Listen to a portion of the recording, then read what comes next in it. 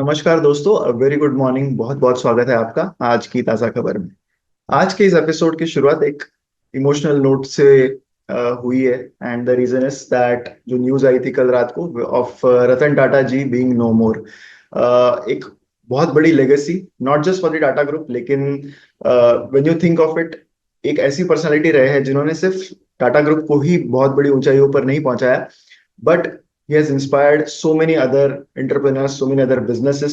तो overall national economy में, India की इकोनॉमी में, इंडिया के बिजनेसेस में अ, अगर हम कुछ नामों के बारे में विचार करें जिन्होंने बहुत बड़ा योगदान दिया है इस ग्रोथ के कंट्रीब्यूशन में, इंडिया इंडिया जहां पर है उसके कंट्रीब्यूशन में, तो definitely one of the key names Ratan Tata ji का वहां पर आता है।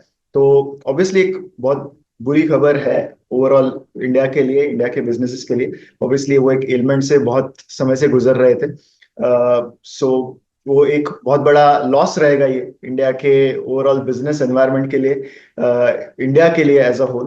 पर I am sure his legacy will continue to live on. जो भी लेसन उन्होंने हमें बताए हैं as to not just businesses but even life lessons for all of us in general. So हमें उस पर काम करना चाहिए to make his legacy live on, because ऐसे पर्सनालिटीज हमें बहुत कम देखने मिलते हैं। It is very rare to see such golden personalities in the world. So definitely, it will be a major loss for the Indian economy, India as a country. But we have to make sure that his legacy lives on. And on that note, we'll be starting today's news. तो US markets कल जब markets वहां के open हुए तब S&P 500 and Nasdaq composite दोनों ही 0.2% से ऊपर थे। ओवरऑल पॉजिटिव नोट पर ही ओपन हुए। मोर और लेस बात करें तो जो वॉल स्ट्रीट की रीसेंट रैली है, मतलब कल जो भी थोड़ा बहुत ऑप्टिमिज्म था उनके मार्केट्स में, वो टेक सेक्टर जो है उनके गेन्स की वजह से है। एंड थोड़ा बहुत ऑयल प्राइसेस डिक्लाइन हुए हैं, तो उस वजह से थोड़ा बहुत ऑप्टिमिज्म या फिर पॉजिटिवनेस जो है वो मार्केट में वहां पर दिखी। मेनली एक और एक्सपेक्टेशन है कि फेडरल रिजर्व जो है वो सॉफ्ट लैंडिंग कर पाएगा। तो यही एक्सपेक्टेशन है कि आगे चल के धीरे धीरे जो रेट्स है वो कट हो पाएंगे एंड वो ग्रोथ को ज्यादा प्रॉब्लम्स ना लाते हुए हो पाए, वही सॉफ्ट लैंडिंग में अचीव करने का टारगेट उनकी इकोनॉमी करेगी। जो मेन चीज जो कल आई वो थी फेडरल रिजर्व की जो लास्ट मॉनेटरी पॉलिसी मीटिंग थी उसके मिनट्स आए थे। तो इसमें डिस्कशन, मेनली कमेंट्री आती है यूएस फेडरल रिजर्व की, एंड यहाँ पर इन्वेस्टर्स ये देखते हैं कि कोई फाइनल डिटेल्स आए हैं क्या, कि जो लास्ट मॉनेटरी पॉलिसी मीटिंग हुई थी उस पर किस तरह से कंसेंसस अराइव हुआ कि रेट कट कितना होगा, कितने लोगों ने बताया कि वो इस फेवर में है, कितने बता रहे थे कि वो फेवर में नहीं है। एंड आगे का आउटलुक जो है वो इन्वेस्टर्स थोड़ा सा गॉज करने की कोशिश करते हैं ये फेडरल रिजर्व के मिनट से। तो कल जो मिनट्स आए, लेट नाइट आए एज पर इंडियन टाइम, तो उस हिसाब से उसमें जो कमेंट्री आई उसके हिसाब से फेडरल रिजर्व ने यही कहा है कि सब्सटैंशियल मेजोरिटी ने इस पर बैकिंग दी कि 50 बेसिस पॉइंट से हमें रेट कट करनी चाहिए। और ये भी उन्होंने बताया कि कुछ ऑफिशियल्स ने ये बताया कि वो प्रेफर करते अगर वो 25 बेसिस पॉइंट्स का ही रेट कट होता। तो यही एक बताने लायक बात थी। बाकी ओवरऑल चीजें जो थी मिनट्स में जो बताई फेडरल रिजर्व ने, वो मोर और लेस वही थी जो मार्केट को ऑलरेडी पता है। अर्निंग सीजन यूएस मार्केट्स में भी शुरू हो गया है for the third quarter of the calendar year. तो major banks like JP Morgan and Wells Fargo ये सारे रिपोर्ट करने वाले हैं देयर रिजल्ट्स ऑन फ्राइडे। तो वहां पर कुछ फिगर्स जो होंगे उनकी वो देखने होंगे कि किस तरह से उनके मेजर बैंक्स फिगर्स रिपोर्ट करते हैं। चाइना के मार्केट्स की बात करते हैं। चाइना का जो मार्केट था बहुत ज्यादा वोलेटाइल दिख रहा है अब। पहले कुछ दिन they had a good rally, पर कल उनके मार्केट्स के लिए वर्स्ट डे था सिंस मई 1997। चाइना का जो CSI 300 इंडेक्स है वो 7% से गिर गया। ये इंडेक्स 7% से गिरने की बात हम कर रहे हैं। एक 10 डे इंक्रीजिंग स्ट्रीक जो दिख रही थी उनके मार्केट्स में, वो कल बहुत ज्यादा शार्पली नीचे आ गई है। जो चाइना का शेंजन इंडेक्स है वो 8.7% से गिरा कल। एंड शंघाई कंपोजिट इंडेक्स 6.6% से गिरा। ओवरऑल वोलेटिलिटी करंटली ज्यादा है, थोड़ी बहुत अनसर्टेनिटी है कि आगे जो चाइना की सेंट्रल बैंक है वो क्या स्टेप्स लेंगे। स्टिमुलस तो दिया है, लेकिन किस तरह से इंप्लीमेंट होंगे ये सारी चीजों पर थोड़ी सी क्लैरिटी मार्केट चाहता है, ऐसा दिख रहा है from the behaviour of the index. Hang Seng index का भी जो जो परसों परफॉर्मेंस था वो उतना अच्छा नहीं था। वो भी 9% से वो जो इंडेक्स था वो क्लोज हुआ था। सो ओवरऑल जो सारे चाइनीज इंडेक्सेस है उसमें वोलेटिलिटी करंटली काफी ज्यादा दिखाई दे रही है। इंडियन इकोनॉमी की के बारे में बात करते हैं। सबसे मेजर न्यूज उसके बारे में कल जो थी वो यही थी कि आरबीआई की मॉनेटरी पॉलिसी मीटिंग। तो ओवरऑल जो रेपो रेट है उसमें कोई चेंज नहीं लाया है आरबीआई ने, 6.5 की ही रेपो रेट रखी है। तो एक 10th कंसेक्यूटिव मीटिंग हो गई है जहां पर आरबीआई ने मॉनेटरी पॉलिसी मीटिंग में रेपो रेट में कोई भी चेंज नहीं किया है। लेकिन चेंज हुआ है वो स्टांस में। तो अब तक विड्रॉल ऑफ एकोमोडेशन का स्टांस था आरबीआई का, तो ये स्टांस ये कहता है कि इन्फ्लेशन अभी भी प्रॉब्लम है तो हम रेट ज्यादा रखेंगे। ये बेसिकली क्रक्स है उस स्टांस का। तो अब उस स्टांस से, विड्रॉल ऑफ अकोमोडेशन से, आरबीआई ने स्टांस न्यूट्रल कर दिया है। तो न्यूट्रल स्टांस में बेसिकली आरबीआई यही कहना चाहता है कि depending on the market how the economy is, वो रेट्स के बारे में सोचेंगे, आइदर रेट हाइक्स और रेट कट। तो मेनली मार्केट ने इसको इसी तरह से लिया कि पहले एक इन्फ्लेशन कंसर्न वाला सिग्नल था और अब वो न्यूट्रल हो गया है, तो थोड़ा बहुत रेट कट्स की और हम जाएंगे, ऐसा ही मार्केट इसको परसीव कर रहा था। जो दिखा इंडिया के जो बॉन्ड यील्ड्स है उसमें भी दिखा, इंडिया के जो बॉन्ड यील्ड्स है इंडिया के गवर्नमेंट के बॉन्ड के, तो वो थोड़े से गिरते हुए नजर आए। तो दैट इज अ इंडिकेशन कि आगे एक्सपेक्टेशन हो सकती है रेट कट्स आरबीआई करे। इसके अलावा बाकी सारी चीजें मोर और लेस ऑन एक्सपेक्टेड लाइंस ही रही मॉनेटरी पॉलिसी मीटिंग में। इन्फ्लेशन अभी भी एक प्राइमरी कंसर्न है, ऐसा आरबीआई ने कहा। अभी भी फूड इन्फ्लेशन ये एक रिस्की फैक्टर उन्हें लगता है। दास जी ने ये भी बताया कि हेडलाइन इन्फ्लेशन जुलाई और अगस्त में डिक्लाइन हुआ because of favourable base, and core inflation increase हुआ है इस पीरियड में। तो आरबीआई अभी भी इस पर डटी हुई है कि इन्फ्लेशन को उन्हें कम करना है। बाकी चीजों के इन्फ्लेशन पर भी उनकी ज्यादा नजर है। ग्रोथ प्रोजेक्शंस FY 25 के लिए 7.2% के रखे हैं आरबीआई ने, सो दे आर अनचेंज्ड देयर। लेकिन growth forecast for Q2 of FY 25 उसको रिवाइज डाउन कर दिया है फ्रॉम 7.2% टू 7%। आरबीआई ने यह भी कहा है कि अभी भी रिस्क जो है मार्केट में वो अनसिक्योर्ड लोन सेगमेंट्स की है, which includes personal loans, credit cards, micro finance. तो ये सारी चीजों में कॉशन रखना, यानी ध्यान रखना काफी जरूरी है कि यहाँ पर कोई असेट्स जो है वो बैड ना हो जाए। कंज्यूमर कॉन्फिडेंस का जो लेवल है वो इंप्रूव हुआ है सितंबर 24 में एज पर the survey, and that is because of better perception जो इंडियन इकोनॉमी का हुआ है, उस वजह से थोड़े बहुत बेटर नंबर्स वहां पर दिखे हैं। फेस्टिव होप्स गोल्ड इंडस्ट्री के लिए थोड़े से कम हो गए हैं। उसका रीजन ये है कि गोल्ड प्राइसेस रिकॉर्ड हाईएस्ट पर पहुंचने लगे हैं अगेन। तो इस वजह से इंडिया का जो बुलियन इंडस्ट्री है यानी गोल्ड इंडस्ट्री है, उसके एक्सपेक्टेशंस इस फेस्टिवल सीजन के लिए काफी टेपर डाउन हो गए हैं। तो होप्स इनिशियली काफी ज्यादा थे जब बजट में फाइनेंस मिनिस्टर ने अनाउंस किया कि इंपोर्ट ड्यूटी में कट आएगी, तो गोल्ड के प्राइसेस तब नीचे चले गए थे काफी। लेकिन अगेन अब एक रिकॉर्ड हाई पर गोल्ड प्राइसेस पहुंच गए हैं। तो इससे जो भी ज्वेलरी मेकर्स है, गोल्ड कंपनीज है, तो उनका यही कहना है कि फेस्टिव सीजन में this is not very good news, because बढ़ते प्राइसेस की वजह से डिमांड शायद कम हो सकती है, ऐसा इंडस्ट्री बिलीव कर रही है। तो जो Indian Boolean and jewellers association है उनके प्रेसिडेंट ने कहा कि डिमांड 20% लोअर हो सकती है इस फेस्टिव सीजन में बिकॉज ऑफ हायर प्राइसेस जो गोल्ड के हो गए हैं। इंडिया वर्ल्ड का सेकंड लार्जेस्ट गोल्ड कंज्यूमर है after China, and gold purchases festive season में हमेशा से ट्रेडिशनली ज्यादा रहते हैं। पर इस बार we are at a stage जहां पर गोल्ड एक ऑल टाइम हाई पर पहुंच गया है। कंज्यूमर बिहेवियर में चेंजेस होते रहते हैं and purchases through out the year होते हैं, लेकिन ज्यादा फोकस प्राइस पर होता है rather than waiting for a special occasion, ऐसा इंडस्ट्री के जो बॉडी है, इंडस्ट्री की जो बॉडी है, उन्होंने कहा है। जुलाई में इंपोर्ट ड्यूटीज कम कर दिए थे फ्रॉम 15% टू 6%, तो उससे थोड़े बहुत प्राइसेस कम हुए थे, लेकिन लाइक आई सेड अगेन वो हायर प्राइसेस पर पहुंच चुके हैं। करंटली बहुत सारे ज्वेलर्स ऐसे हैं जो एंटायर डिलीवरी नहीं ले रहे हैं ऑफ दी क्वांटिटीज जो उन्होंने कहा था कि फेस्टिव सीजन में उनको लगेंगी।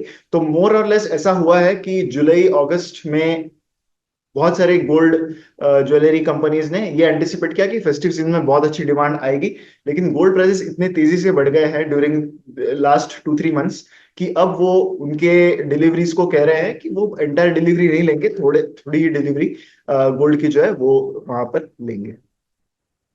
अगली न्यूज है इंडिया के पावर आउटपुट की। तो कोल से आने वाला जो मंथली पावर आउटपुट है वो स्लिप हो गया है consecutively for the first time since pandemic. तो ये एक तरीके से ये सिग्नल करता है कि अभी रिन्यूएबल्स पर फोकस ज्यादा होने लगा है, बिकॉज सोलर जनरेशन इंक्रीज होने की वजह से यहाँ पर कोल से जो डिमांड है वो थोड़ी सी कम डिमांड वहां पर कोल की आई है। लेकिन ये एक सिग्निफिकेंट शिफ्ट हो सकता है इन द फ्यूल पैटर्न्स जो इंडिया में देखे गए हैं। एंड 47 मंथ्स का uninterrupted year on year growth दिखा था इन द कोल यूसेज, तो वो इस मंथ में चेंज हो गया है। मेनली एक और फैक्टर बताया जा रहा है कि हैवी रेनफॉल बहुत सारे रीजन्स में हुआ, तो इस वजह से पावर का जो डिमांड है वो ऐसे में कम हो जाता है। And total power generation coal and lignite से वो गिर गया है by 5.8% in the month of September and 4.9% in August. तो दो कंसेक्यूटिव मंथ्स आ गए जहां पर ये गिरता हुआ दिखा है। सोलर जनरेशन जो है वो इंक्रीज हुआ है bye solar power generation has increase by 26% on year on year basis. तो हाईएस्ट ग्रोथ रही है इन 12 months and elevating the share of renewable energy जो इंडिया की इलेक्ट्रिसिटी आउटपुट में हुआ है। स्टॉक वाइज न्यूज की बात करते हैं। Hyundai की बात करनी होगी सबसे पहले। अब आईपीओ आने वाला है कंपनी का, तो बहुत सारे मैनेजमेंट इंटरव्यूज होने लगे हैं। उन्होंने एक इंटरव्यू में बताया है कि Hyundai India will invest 32,000 crore in India over the next 10 years, जिसमें से 6,000 यूनिट्स उन्होंने ऑलरेडी एलोकेट किए to their Pune unit. And इसमें इंक्रीज होगी प्रोडक्शन कैपेसिटी जो करंटली 8,24,000 यूनिट्स की है, वहां से 1.1 मिलियन यानी लगभग 11 लाख की कैपेसिटी होगी, जो 30% इंक्रीज है उनके करंट लेवल से। तो एक्सपांशन इसी पर एम्ड है कि डोमेस्टिक एंड एक्सपोर्ट वॉल्यूम्स दोनों बढ़ाया जाए। उनको एसयूवी सेगमेंट में बहुत ज्यादा ग्रोथ ग्रोथ पोटेंशियल दिखता है, which is in line with other automakers भी। बाकी सारे ऑटोमेकर्स का भी यही कहना है। Hyundai मेनली ये सारा पैसा इन्वेस्ट करेगा to make new products, advance technology and R&D capabilities. And rural penetration Hyundai का at its highest level ever है। तो ये एक उस नोशन को चैलेंज कर रहा है कि रूरल कस्टमर्स जो है वो स्मॉल कार्स प्रेफर करते हैं। तो इस नोशन को चैलेंज Hyundai के नंबर्स करंटली करते हुए नजर आ रहे हैं। इनका आईपीओ ओपन होने वाला है फ्रॉम October 15th एंड काफी बड़ा आईपीओ है, अराउंड 25,000 करोड़ से भी ज्यादा का आईपीओ यहाँ पर आ रहा है। So it is a very big IPO. तो दिखना होगा हमें कि किस तरह का रिस्पॉन्स मार्केट्स इस आईपीओ को देते हैं। Varun Beverage is planning to raise 7,500 crores through QIP to fund its expansion plans. इसकी अनाउंसमेंट कंपनी ने ऑलरेडी की थी, लेकिन इसको बोर्ड अप्रूवल कल वरुण बेवरेजेस के बोर्ड ऑफ डायरेक्टर्स ने दे दिया है। तो क्यूआईपी के द्वारा ये जो रेजिंग ऑफ इक्विटी है वो होने वाली है एक से ज्यादा ट्रांचेस में। तो ये होगा मतलब सारे 7,500 करोड़ कंपनी एक साथ नहीं लेने वाली, it will be in tranches. And mainly जो पैसा है वो यूज होगा in subsidiaries of the company, joint ventures में होगा। एंड मेनली ये सारी इन्वेस्टमेंट्स होगी to expand the product portfolio, to enter new market and make some strategic acquisitions. इसके अलावा कंपनी के पास थोड़ी बहुत डेट भी है, तो डेट को वो प्रीपे करने की कोशिश करेंगे ताकि इंटरेस्ट कॉस्ट जो है वो भी कम हो जाए एंड बैलेंस शीट पर जो लेवरेज है वो थोड़ा सा कम हो जाए। Varun beverages accounts for 90% of PepsiCo's beverage sales volumes in India. तो पेप्सिको का जो डिस्ट्रीब्यूशन है एंड मैन्युफैक्चरिंग है वो सारा वरुण बेवरेजेस इंडिया में दिखता है। इंडिया के अलावा बहुत सारे कंट्रीज में वरुण बेवरेज का अच्छा प्रेजेंस है, which includes countries in Africa. Numbers हमेशा से अच्छे रहे हैं। लास्ट 3-4 साल की बात करें तो ऑलमोस्ट हर क्वार्टर में कंपनी ने बहुत अच्छी ग्रोथ दी है। Company has also completed the share split of 1:5 जो रिसेंटली ही कंक्लूड हुआ है। जेएसडब्ल्यू इंफ्रा की बात करते हैं। जेएसडब्ल्यू इंफ्रा को एलओआई यानी लेटर ऑफ इंटेंट मिला है to develop a port project worth 4,000 crore. तो ये लेटर ऑफ इंटेंट दिया है महाराष्ट्र मैरीटाइम बोर्ड ने, जो गवर्नमेंट बॉडी ही है। तो ये होगा to develop multipurpose port in Murbe village जो पालघर डिस्ट्रिक्ट में आता है। एंड इसका कॉस्ट होगा अराउंड 4,159 करोड़। ये एक्सपेक्टेड है कि इससे 1,500 जॉब्स भी क्रिएट होंगे। ये एक ग्रीन फील्ड प्रोजेक्ट जो है वो अलाइन करता है जेएसडब्ल्यू इंफ्रा के ग्रोथ प्लान से, जिसमें वो कैपेसिटी इंक्रीज करना चाहते हैं from 170 million tons to 400 million tons per annum by FY30। And Maharashtra government ने अप्रूव किया है जेएसडब्ल्यू इंफ्रा को as a developer during the cabinet meeting. तो डिटेल प्रोजेक्ट रिपोर्ट जो है वो डेवलप होगी अब से, एंड आगे सारे जो प्रोजेक्ट के इनफ्लोज एंड आउटफ्लोज है उसके बारे में डिटेल्स आगे सामने आएंगी। प्रोजेक्ट एक पब्लिक प्राइवेट पार्टनरशिप यानी PPP मॉडल में स्ट्रक्चर किया जाने वाला है। एंड पोर्ट को captive bulk and dry bulk cargo को हैंडल करने के लिए यूज होने वाला है। एंड इसकी रॉयल्टी जो है that will be calculated on a पर मेट्रिक टन बेसिस। तो काफी बड़ा प्रोजेक्ट यहाँ पर जेएसडब्ल्यू इंफ्रा को मिला है। एंड ऑब्वियसली इससे उनके जो टारगेट्स है टू अचीव 400 एमटीपी, उसको अचीव करने में कंपनी को काफी आसानी हो सकती है। डीमैट अकाउंट्स की टैली अभी भी बढ़ती हुई नजर आ रही है। Demat account tally is now more than 175 million, यानी 17.5 करोड़ से ऊपर इसकी टैली पहुंच गई है। 4.4 मिलियन यानी 44 लाख से ये इंक्रीज हुई है इन द मंथ ऑफ सितंबर। इसका मेन रीजन यही है कि जो नंबर ऑफ आईपीओस बढ़े हैं उससे डीमैट अकाउंट में बहुत बड़ा सर्ज आया है। रिसेंटली ही इनफैक्ट मिंट ने एक सर्वे किया था जहां पर लोग 15 और 20 अकाउंट से आईपीओ में अप्लाई कर रहे हैं। तो जाहिर सी बात है ऐसे में जो डीमैट अकाउंट्स की टैली है वो बढ़ने ही वाली है। 12 कंपनीज ने रेज किए पैसे of around 11,000 crore in the month of September alone. 2024 में 62 कंपनीज ने आईपीओ किया एंड कलेक्टिवली उन्होंने 64,000 करोड़ रेज किए थ्रू दीज आईपीओस। तो काफी मेजर ईयर रहा है आईपीओस के लिए in this year in the Indian markets. And इसी वजह से डीमैट अकाउंट्स के इंक्रीज में काफी अच्छी पॉजिटिविटी दिख रही है। इसी के साथ हमारी न्यूज आज के इस एपिसोड के लिए खत्म होती है। हमारा फाइनल सेक्शन बिलीव इट और नॉट सेक्शन पर एक बहुत ही इंटरेस्टिंग इमेज जो है दैट आई केम अक्रॉस, इस पर हमने बात इससे पहले बहुत बार की है, natural diamonds versus lab grown diamonds. Recently इसकी बात हो रही है बिकॉज ट्रेंट ने प्लान अनाउंस किए of going into lab grown diamonds. तो उस वजह से ज्यादा बातें अभी फिर से शुरू हो गई है। लेकिन कितना क्विकली मार्केट शेयर चेंज हो रहा है between natural diamonds and lab grown diamonds, इसका ये ग्राफ है। सो 2020 में नेचुरल डायमंड्स का शेयर अराउंड 83% था and lab grown diamonds was around 17%। And quickly ये मार्केट शेयर अब चेंज हो गया है। Lab grown diamonds have a higher market share of around 57%। तो बहुत बड़ा डायनामिक चेंज आया है ये। This is not India data, this global data. तो this market share has changed very quickly and lab grown diamonds are getting a lot of popularity mainly because कुछ डिस्टिंग्विशमेंट नहीं है between natural and lab grown diamonds. तो इस वजह से इनकी demand बहुत बढ़ रही है। बहुत सारे प्लेयर्स अब इसमें एंटर कर रहे हैं एंड ऑब्वियसली इससे प्राइजेस भी शायद नीचे जा सकते हैं लैब ग्रोन डायमंड्स के in the future. So that was it for today's news episode. अगर वीडियो आपको अच्छा लगा है तो लाइक जरूर कीजिएगा एंड शेयर करें विद मैक्सिमम पीपल। चैनल पर बने रहिए। अगर आपने अब तक सब्सक्राइब नहीं किया है तो चैनल को सब्सक्राइब जरूर कीजिएगा। मिलेंगे अगले वीडियो में। Thank you so much.